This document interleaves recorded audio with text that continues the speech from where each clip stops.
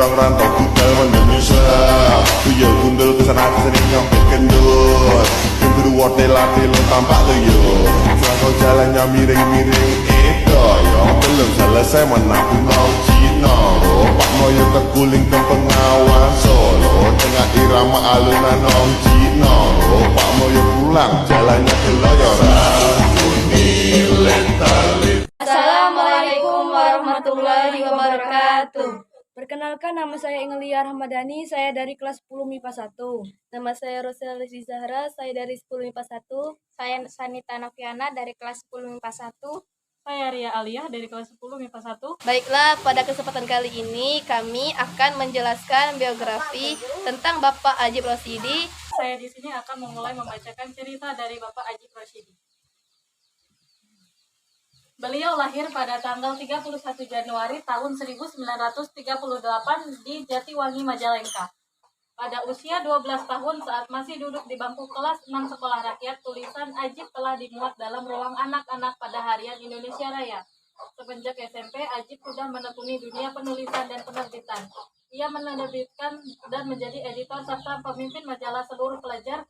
Pada tahun 1965 sampai 1967 ia menjadi pemimpin redaksi Mingguan Sunda, pemimpin redaksi majalah Kebudayaan Budaya Jaya. Pada tahun 1968 sampai 1979, pendiri penerbit Pustaka Jaya tahun 1971, mendirikan dan memimpin proyek penelitian pantun dan folklor Sunda atau PPPFS yang banyak merekam cerita pantun dan mempublikasikannya pada tahun 1970 sampai tahun 1973. Menjabat sebagai Ketua Dewan Kesenian Jakarta pada tahun 1972 sampai 1981.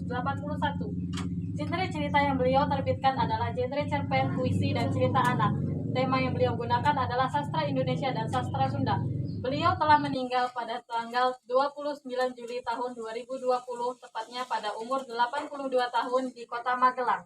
Baiklah, saya akan melanjutkan cerita dari Ria Alia. Ajib Rosidi mulai menempuh pendidikan di Sekolah Rakyat Jatiwangi 1950, lalu melanjutkan ke Sekolah Menengah Pertama Negeri 8 Jakarta 1953, dan terakhir Taman Madya, Taman Siswa Jakarta 1956. Meski tidak tamat sekolah menengah, namun dia dipercaya mengajar sebagai dosen di Perguruan Tinggi Indonesia dan sejak 1967. Juga mengajar di Jepang pada 31 Januari 2011. Ia menerima gelar Doktor Honoris Causa bidang Ilmu Budaya dari Fakultas Sastra Universitas Padjadjaran. Baiklah, saya akan melanjutkan cerita dari Angelia.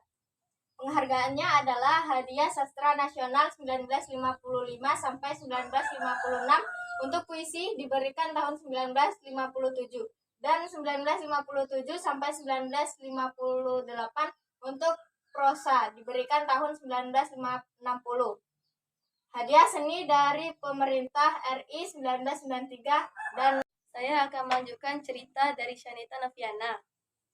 Karyanya banyak yang sudah diterjemahkan ke dalam bahasa asing, dimuat dalam bunga rampai atau terbit sebagai buku, AI dalam bahasa Belanda, Cina, Inggris, Jepang, Prancis, Kroasia, Rusia, dan lain-lain.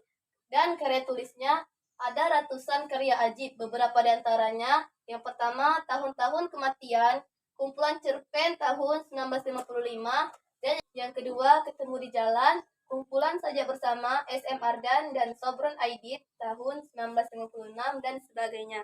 Sekian cerita yang kami sampaikan, kami tutup dengan wassalamualaikum warahmatullahi wabarakatuh.